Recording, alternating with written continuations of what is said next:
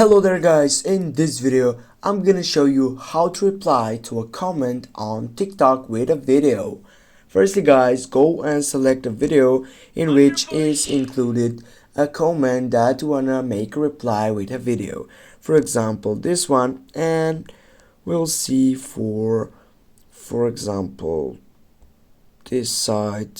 Go for reply, and just as you can see on my left side or my left wing I have a screen side or a video side.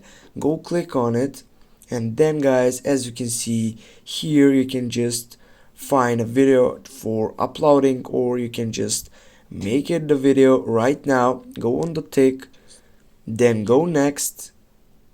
Now you can go and post it. You need to wait.